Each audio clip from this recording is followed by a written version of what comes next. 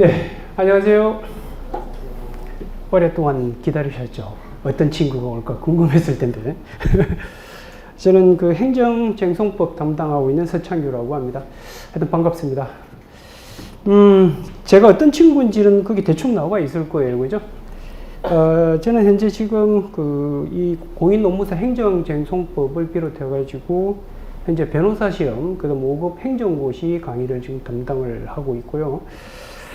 그리고 그게 있다시피 공직은 나왔어요. 이미 공직은 제가 그만뒀고요.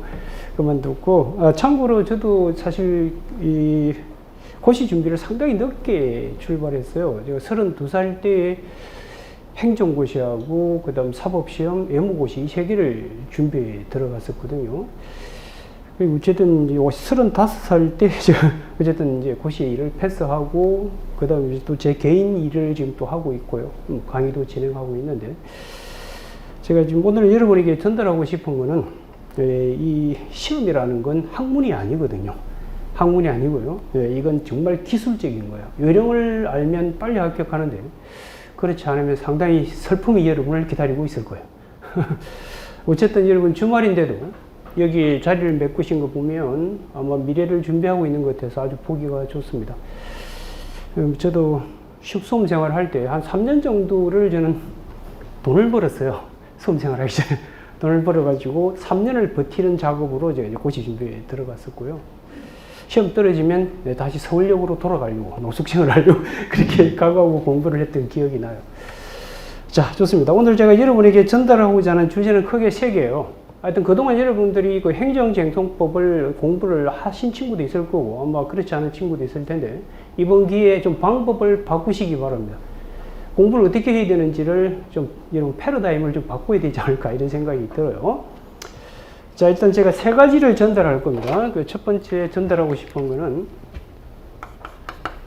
여러분이 행정쟁송법이라고 지금 배우고 있지만 사실은 행정법 안에서 튀어나온 것이기 때문에 그 주소 설정이 안 되면 공부를 할 수가 없어요. 그래서 먼저 제가 보여드리고 싶은 것은 행정법 및 그 다음 행정쟁송법의 구조 내지는 틀을 잠시 보여드릴 겁니다. 이걸 아셔야 그 다음에 제가 공부를 어떻게 할지를 설명을 할 수 있는 거예요. 그럼 두 번째 진행할 것이 뭐냐면은 진행할 것이 이제 이 행정쟁송법 우리는 공부해야 되니까요. 그죠? 이게 방법론을 잠시 설명을 드릴 겁니다. 그 다음 세 번째 설명하고자 하는 건 뭐냐면, 이제 방법론이라면 제가 강의를 어떻게 진행할지 궁금하잖아요. 그래서, 그 다음 논리대로 쭉 내려갈 겁니다. 답안을 어떻게 쓰는지도 여기 다 들어가 있습니다. 세 번째가 뭐냐면, 이제 제가 구체적인 강의 메커니즘을 알려드릴 겁니다. 강의 스타일을 제가 알려드릴 텐데. 이렇게 오늘 3가지만 간단하게 전달할 것이고요. 그 10월 한 20 며칠인가? 그쯤 제가 이거 행정쟁송법 답안 특강을 한번 할 겁니다. 어떻게 답안을 써내려가고 구조가 어떻게 되는지 보여드릴 거거든요. 그걸 그때 한번 여러분이 참고 삼아 그렇게 큰 일이 없다면 참석을 해보시기 바랍니다. 아시겠죠? 자, 그러면 제가 먼저 여러분들과 나눠준 자료가 있을 거예요. 자료가 있을 텐데 나머지는 내버려 두시고요. 뒤로 잠시 넘겨보시면은 행정쟁송법의 틀이라고 있을 거예요. 틀이라고 있을 텐데 칠판 잠시 보실래요? 어디서 출발한지 잠시 보시기 바랍니다.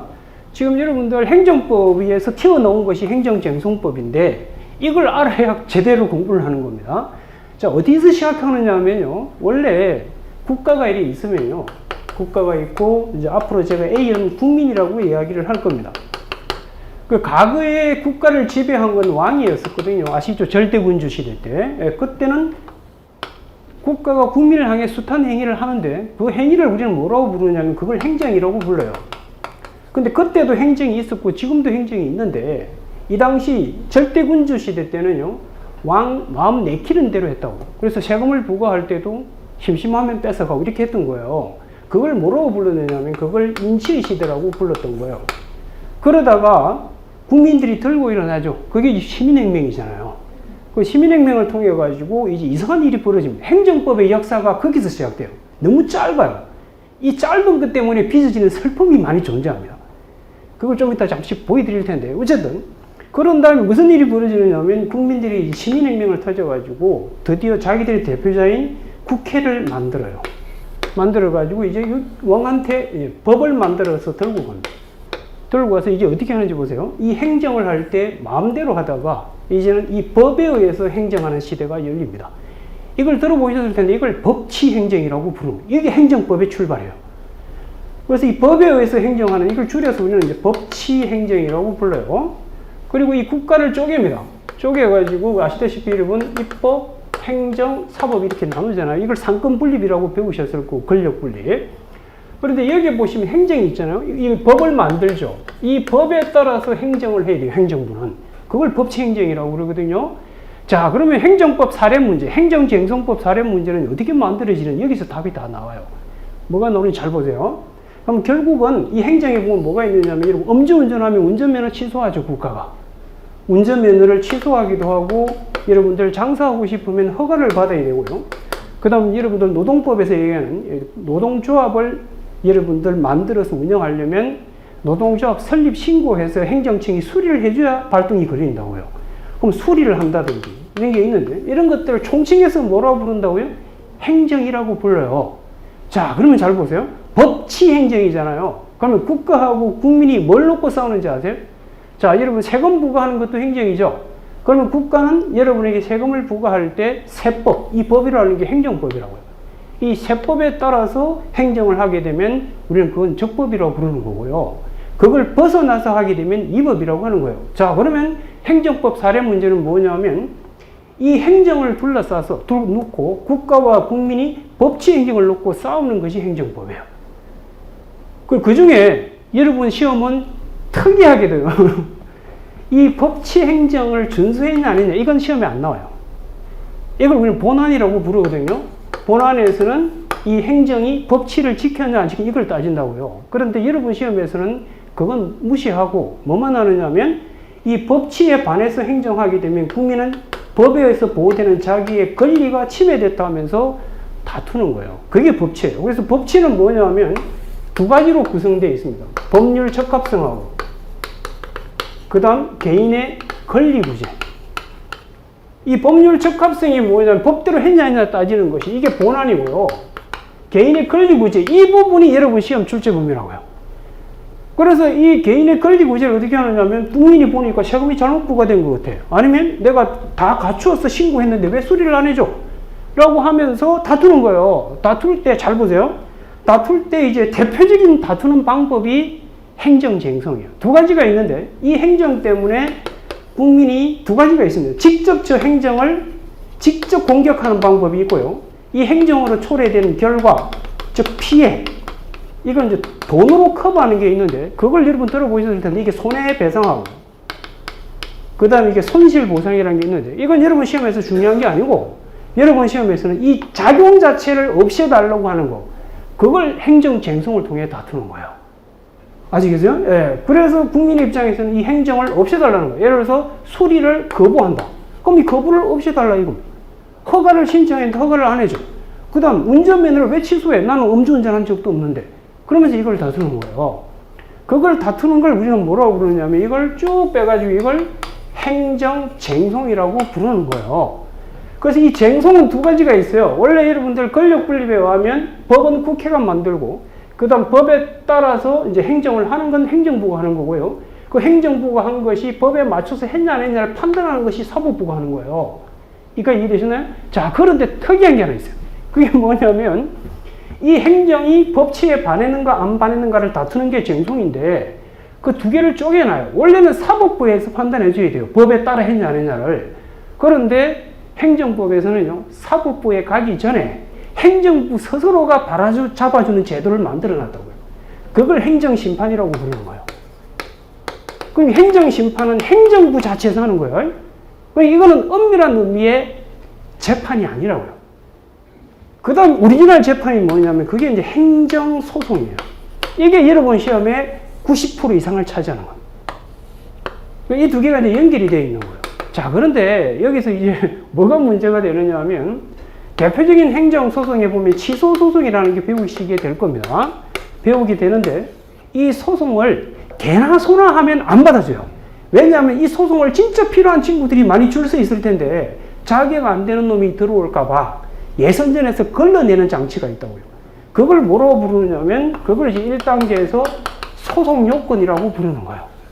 그래서 원고 적격을 갖췄느냐, 협의의 소익을 갖췄느냐, 대상 적격, 이걸 따지는 거예요. 이걸 왜 따지느냐면 판사들이 짜장 먹을 시간을 벌려고 합니다. 소송 요건이 충족 안 되면요, 본안에 들어와가지고 저 행정이 법치에 반했는가 반하지 않았는가 아예 논의하지 않고 집으로 돌려보낼 수 있다고. 그럼 판사는 시간이 남겠죠. 그럼 짜장을 먹을 수 있잖아요. 그게 소송 요건이에요. 그래서 이 소송 요건 8가지를 여러분 시험에 아주 중요하게 다루는 거예요. 이 예선전을 통과해야 돼요. 이 통과 못하면 여러분들 각하시켜버리잖아요. 그 각하라는 게 대통령 만들어준다는 게 아니고요. 예선전 통과 못했다고 없애버리는 거예요. 이까지 이해되셨나요? 그런데 2단계는 뭐냐면, 여러분 혹시 소송 해보신 적 있어요? 안 하는 게 좋아요. 가봤자 변호사 좋은 일만 시키는 거니까 가지 말고. 이게 기본적으로 뭐냐면 2단계는 소송은요, 보통 엄청난 시간이 소요돼요. 특히 노동 관련 소송은요, 대기업과 붙게 되면 과거에 몇 년 소요된지 아세요? 10년을 가, 10년. 10년 끌다 보면 무슨 일이 벌어져요? 원고가 없어져, 의사에. 아, 그럴까봐 소송 도중에 임시장치를 마련해놔요.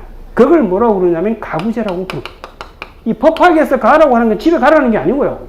임시장치를 마련해 주겠다는 거예요. 이까지 이해되셨어요? 그러고 이제 3단계로 넘어갑니다. 이게 이제 핵심인데, 이게 이제 본안으로 가는 거예요. 근데 이 본안에서는 여러분 시험에 안 나옵니다. 안 나오고, 여기서 소송 과정에서 빚어지는 것만 시험에 나와요. 소송을 진행하는 과정에서 나오는. 그 과정에서 나오는 것 중에 대표적인 것이 여러분들 나중에 배우시겠습니다만, 무슨 소송 참관이 소변경이니, 이런 걸 자신분한 걸 배워요. 그 다음 처분 사유 추가 변경, 이런 걸 배우게 돼요. 그거 하나 배우게 되는 거고요. 그래가지고 이제 마지막 단계로 가면 방망이 두드리잖아요. 그걸 우리는 판결이라고 하는 거예요. 그래서 판결 단계에 가서 또 세부적인 몇 가지를 공부하게 되는 거예요. 이게 다예요. 아, 그럼 지금 제가 설명드리고 싶은 건 뭐냐면, 이게 행정법의 단데, 행정법 전체는 한마디로 줄이면 뭐냐면, 법치를 놓고 국가와 국민이 싸우는 거. 이게 행정법이에요. 그럼 국민은 뭐라고 주장하겠어요? 국가가 한 행정이 법치에 반했다고 하면서 소송을 제기하는 거라고요. 국가는, 아니, 법대로 했는데 왜 말이 많아? 이걸 놓고 싸우는 것이 행정법이요, 행정법 사례 문제. 자, 그런데 여러분들 정말 조심해야 될 게 있어요. 이 기존에 그 강사분들이 설명을 어떻게 하셨는지 모르겠습니다만, 제가 각종 고시라든지 변호사 준비하는 친구들에게 정말 강조하는 게 있거든요. 그게 뭐냐면, 답안 채점을 어떻게 하는지 모르고 있더라고요. 답안 채점을 어떻게 하느냐면, 특히 행정법은 제가 역사가 짧다고 그랬잖아요. 이거 뭐가 가장 중요하냐면, 답안 구성은 나중에 하겠어요. 제가 하겠는데, 답안 구성은 3가지로 구성이 돼요. 첫 번째가 뭐냐면, 이게 아주 중요해요. 이게 판단 과정, 내지는 뭐냐면 규범 단계라고 해요. 규범 단계. 이걸 밟았는지가 1순위입니다.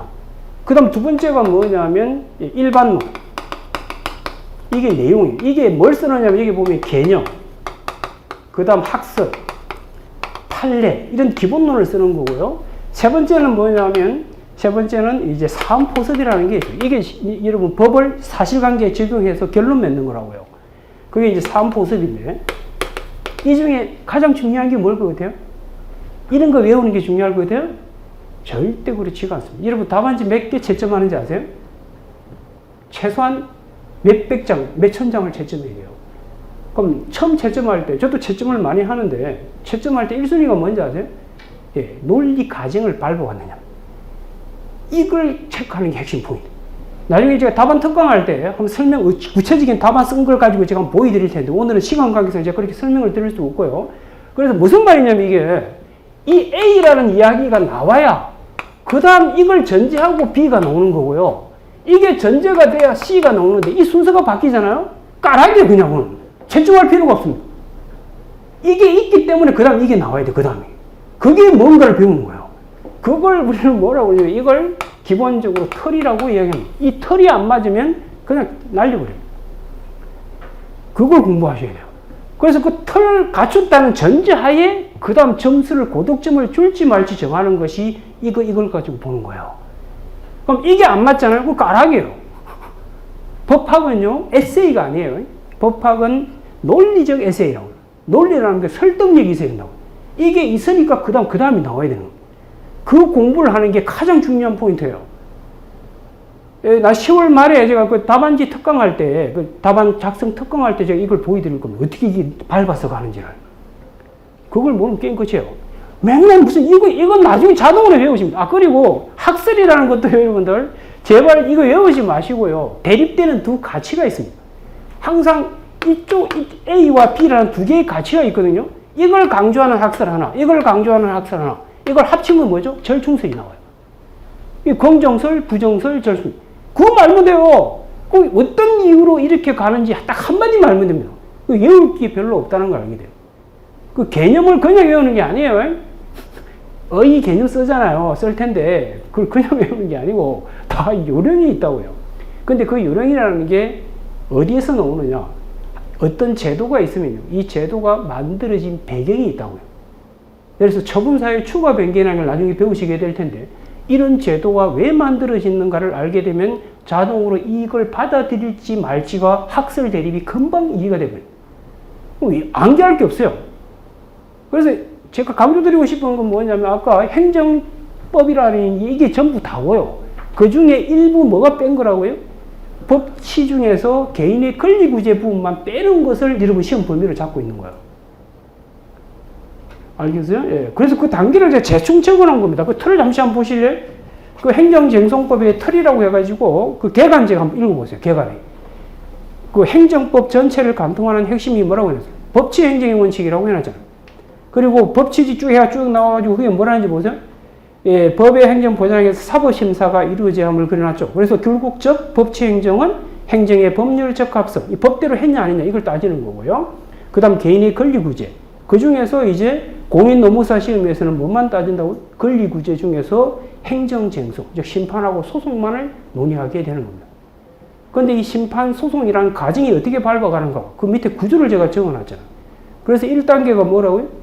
소제기 요건. 이거 못 갖추면 아예 본안에 들어와서 이 친구가 이제 국가한 행위가 법치에 반했는가 반하지 않는가 논하지 않고 집으로 돌려보내버린다고요. 그걸 뭐라고요? 쟁송 제기 요건이라고 그래요. 이해가 되셨나요? 근데 쟁송은 두 개를 합친 거예요. 행정심판하고 행정소송을 합쳐가지고 진행이 된다고요. 그런데 공부할 때는 뭐부터 하셔야 되느냐? 나중에 설명하겠습니다만 소송부터 하셔야 돼요. 심판은 소송과 다른 몇 가지만 알면 끝나요. 그 다음에 이제 시간이 많이 걸린다고 그러잖아요. 한 10년 끌어버리면 원고가 사라져버리잖아. 그럴까봐 임시 구제장치를 마련해 준다고요. 그걸 두 번째 목차에서 가구제라는 게 마련되어 있다고. 그 다음 세 번째 심리에서 가장 중요한 건 사실 보통 고시에서는 본안이다 해가지고 법치에 반했는가 안 반했는가를 따진다고요. 이 법인지 저 법인지. 근데 여러분 시험은 그건 따질 필요가 없어요. 필요가 없고 그 심리 과정에서 빚어지는 몇 가지 논점들만 컨트롤 하시면 돼요. 알겠어요? 그리고 마지막 단계에 뭐가 있다고? 판결이 있다. 이렇게 흘러가는 거예요. 이게 다예요. 근데 이거 가지고 특이한 여러 가지 문제를 많이 만드는데 만들어봤자 거기서 거기입니다. 알겠어요? 그걸 좀 맹심을 하세요. 자, 그러면 정리를 간단히 해보면 칠판 잠시 보세요.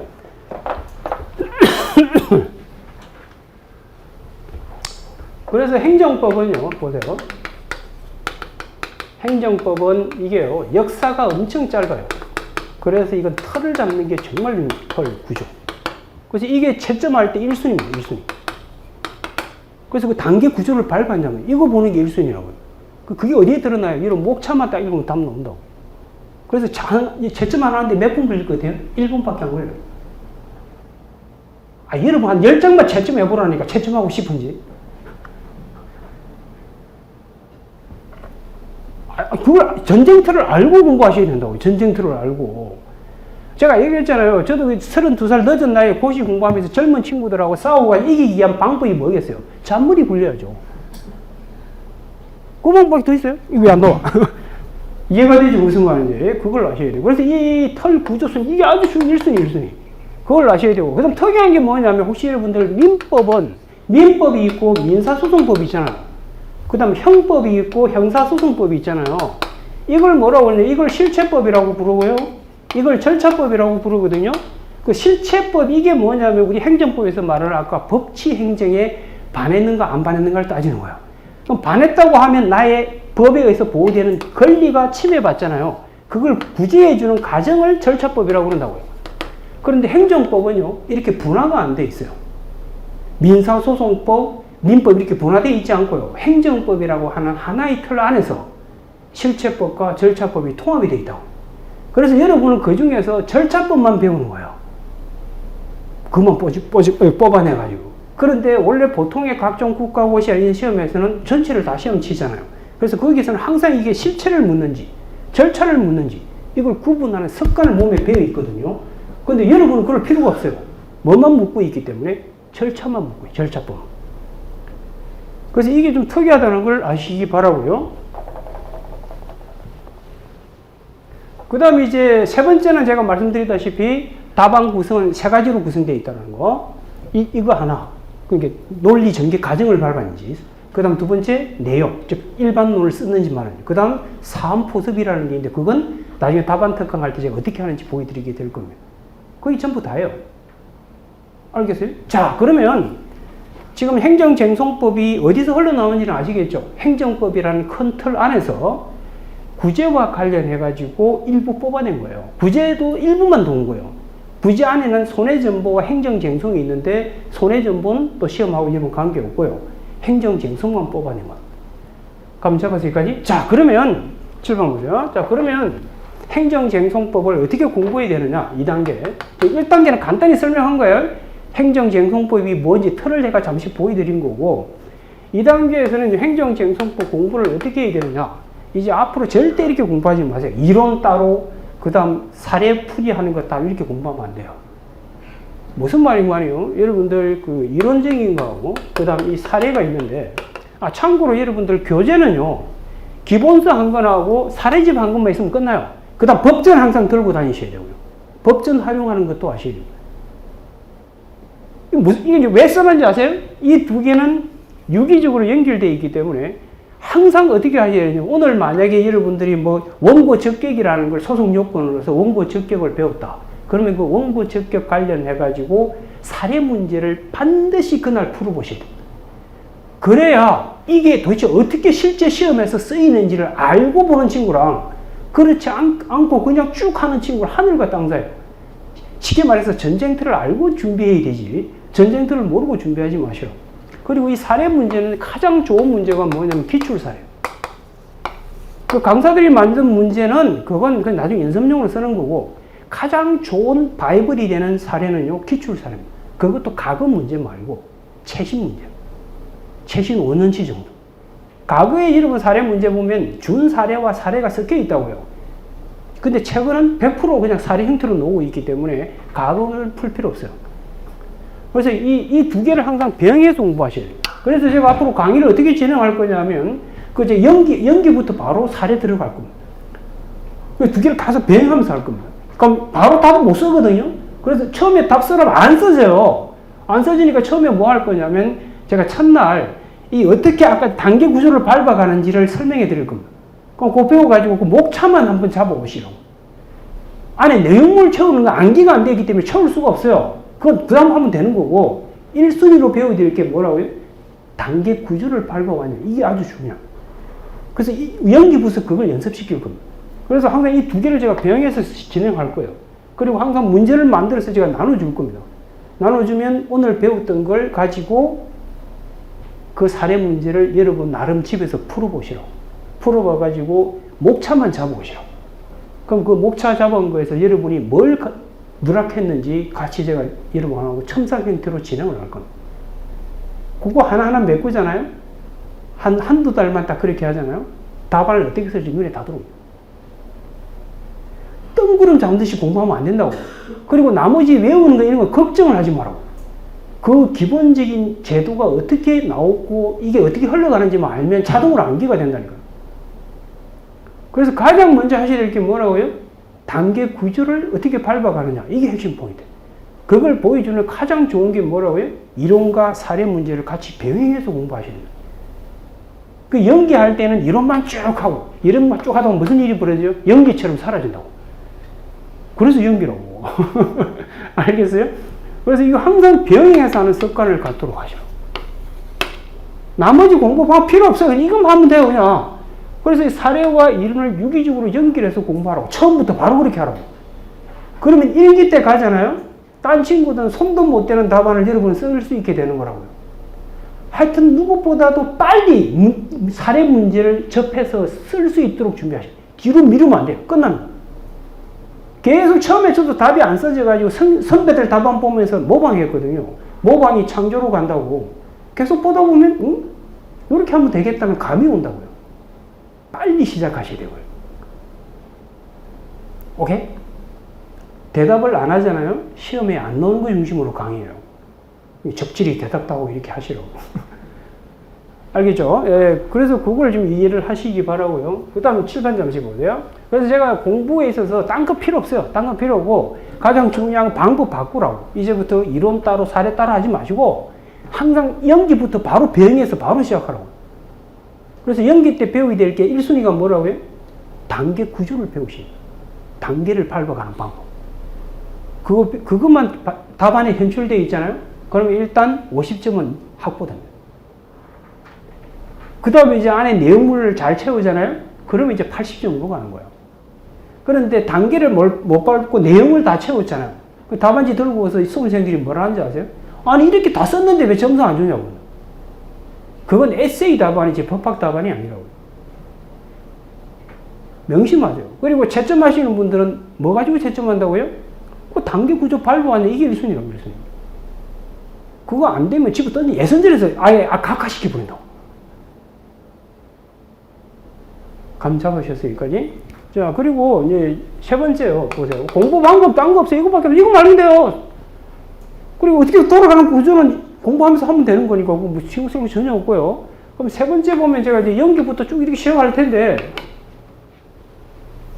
제 강의의 특징은 딴 거 없어요.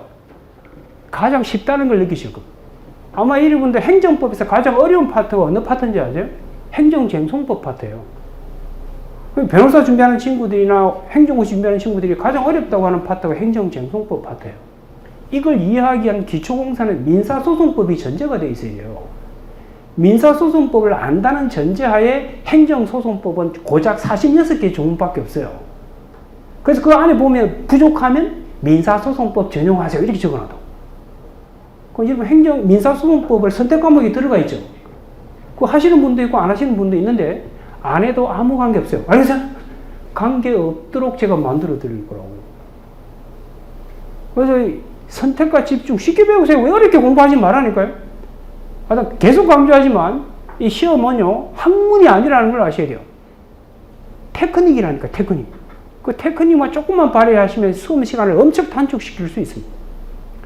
그래서 제가 세 번째 이 연기부터 쭉 진행할 때까지 계속 병에 갈 게 뭐냐면 여러분들에게 계속 진행할 것이 1순위가 이 답안으로 현출하는 거예요. 공부의 3단계가 있는데 여러분들 이해하고 보세요. 이해 플러스 정리 플러스 반복 플러스 현출이거든요. 이게 이제 공부의 4단계라고요. 그래서 이 이해는 강사들이 쉽게 들을 거라고 강사들이. 그 다음 정리는 원래 누가 해야 돼요? 여러분이 해야 되는데 이것도 누가 해요? 강사가 다 해준다고. 그 다음 정리되고 나서 이게 이제 반복이 뭐예요? 이게 이제 여러분 이게 내면화 시키는 거예요. 이게 얼마나 반복하느냐에 따라서 시험장에 가서 시간 내 답안을 쓸 수가 있는 거라고요. 그런데 이 두 가지 있죠, 이거요. 이건 그 연기에 끝나요, 연기에서. 연기되면 연기처럼 사라지는 게 아니고 이때 다 정리가 된다. 그럼 1기부터는요, 계속 사례와 이거 배웠던 걸 연결시켜서 계속 연습할 거라고, 연습. 딴 친구들 한참 아직 일어나고 있을 때 여러분은 이미 실전을 맛보게 되는 거예요. 답안 쓰지, 그래서 마지막 단계가 뭐예요? 이게 답안 현출이잖아요. 이 답안 현출을 어떻게 하는지 모르고 공부해봤자 아무 소용이 없다고요. 이게 다야다. 이게 어떻게 답안을 구성해 가는지 그것만 알면 나머지 그 위치에 집어 넣기만 하면 된다고. 그러니까 털이 안 갇혀 있는데 어떻게 집을 지어요? 설계도가 없는데. 그래서 어떻게 탁탁 단계로 밟아가는지 눈에 선하게 들어오게 될 겁니다. 저 다 보이죠? 지금 털만 봐도 행정쟁송법이 어떻게 돌아가는지 다 보인다니까요. 명심을 하시기 바랍니다. 오케이? 그리고 그 안에 외워야 될 거 아까 있잖아요. 여러분들 뭐 의 개념. 이 개념하고 그 다음 학설, 판례, 검토 이거 왜 어떻게 하는지 이것도 여러분도 아셔야 됩니다. 그리고 답안 구성하는 것도 4단계가 있어요. 이렇게 단계가 탁탁 있는데, 그거 제가 10월 한 중순 이후쯤 될 겁니다. 그때, 예, 답안 특강을 한번 할 겁니다. 답안을 어떻게 써내려가는지. 그때 제가 예를 통해가지고, 이렇게 밟아서 탁탁 간다는 걸 여러분 느끼시게 될 겁니다. 아, 이게 법학 답안인 걸 아시게 될 겁니다. 이건요, 이런 쟁송법뿐만 아니라 여러분 노동법도 행정법 안에 들어있는 거 아시죠? 원래는 노동법하고 행정법을 같이 합쳐서 해야 돼요. 제가 원래 하려고 했었는데 하는 분이 있어 안 하는 거예요. 서창교 자제스니까 안 하고 있는데, 이건 노동법은 실체법이라고요. 실체법 갖고 덤벼드는 거고, 우리는 그걸 이제 구현하는 방법에는 민사소송하고 뭐가 있다고? 행정소송. 이 두 개 가지고 하는 거라고요. 그 노사관계는 사법관계도 있고 공법이 지배하는 관계도 있기 때문에 일부는 민사소송으로 가고 일부는 뭐 행정소송으로 오는 거예요. 알겠나요? 무슨 말인지? 그래서 총체적으로 정리해버리면 이겁니다. 잘 보세요. 시간 관계에서 더 이상 설명할 시간이 별로 없는 건데, 오늘 했던 내용을 총 정리해보면요, 일단 첫 번째 여러분 이해하셔야 될 게 뭐냐면, 행정쟁송법은 행정법 안에 일부만 뽑아온 건데, 행정법은 다름 아닌 법치 행정을 놓고 국가하고 국민이 싸우는 거에 지나지 않는다는 거예요. 그 중에 법치 행정은 행정을 법에 따라서 해야 된다는 거 하나, 법에 따라 하지 않았을 때 피해받은 국민을 어떻게 구제해 줄 것인가, 이걸 다 합친 것이 법치 행정이에요. 그 중에서 여러분 뭐만 배운다고요? 네, 법치에 어긋났다는 전제하에 국민을 어떻게 구제해 줄 것인가, 그 절차법적인 것만 뽑아내서 배우게 되는 거예요.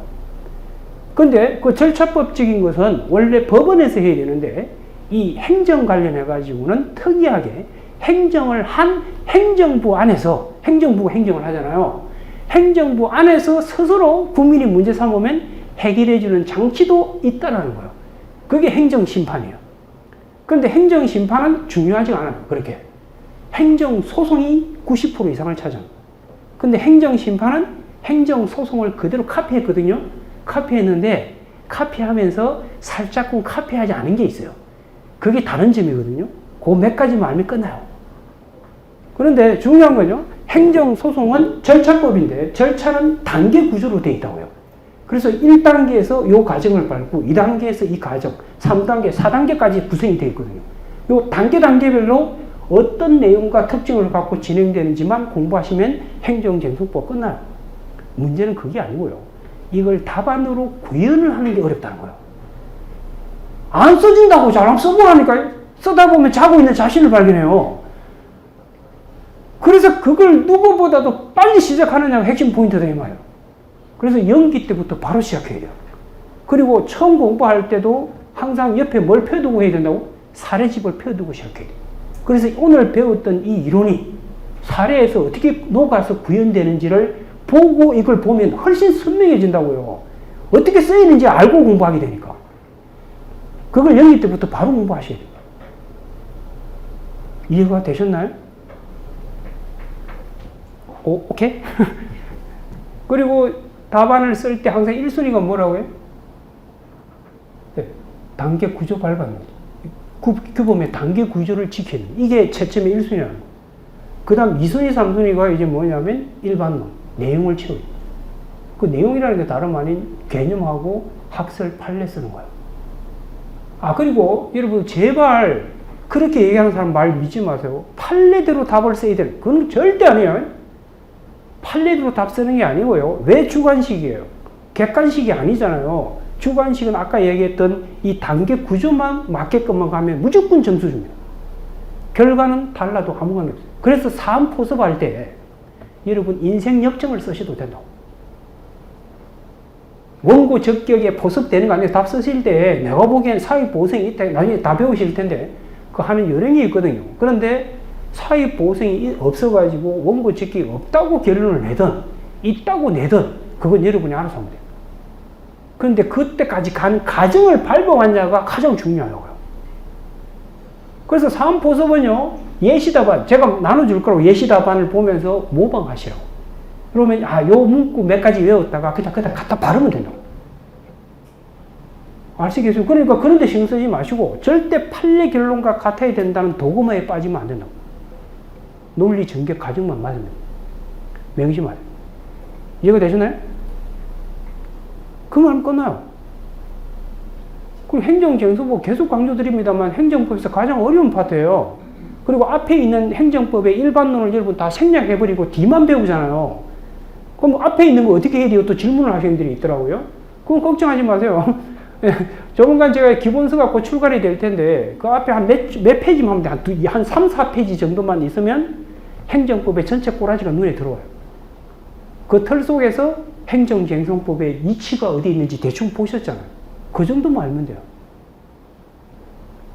그 일반론에 빠져가지고 열심히 공부할 필요 전혀 없다는 걸 아시게 될 겁니다. 감 잡으셨어요? 네, 좋습니다. 어제는 아마 여러분들 주말인데도 나오셔서 여러분들 좀 찾는 사람이 없나 봐요? 주말에 나온 거 보면. 어쨌든 여러분 미래를 위해서 여러분을 좀 투자하고 있는 거니까 지금 흘리는 땀이 나중에 좋은 결실로 나타나게 될 겁니다. 좀 시간 관계상 많은 걸 전달해 줄 수는 없고요. 가장 중요한 건 답안 스킬인데 답안 스킬은 제가 10월 한 10월 한 20며칠인가 그때쯤 해서 한번 특강을 진행하게 될 테니까 그때 한번 참고하시기 바랍니다. 아시겠죠? 네, 좋습니다. 자, 그러면 오늘 그 설명회 때 제가 설명할 기본 내용은 거의 다 전달해 드린 것 같아요. 이걸 발판 삼아가 여러분들이 행정쟁선법을 좀 효율적으로 공부할 수 있기를 바라겠습니다. 자, 그러면 다음 특강 때 다시 뵙도록 하고요. 그럼 또 인연이 되면 실제 강의에서 같이 볼 수 있도록 하겠습니다. 하루하루 최선을 다하셔가지고요. 빠른 시간 안에 여러분 목적을 구현할 수 있도록 하시기 바라겠습니다. 네, 수고했습니다.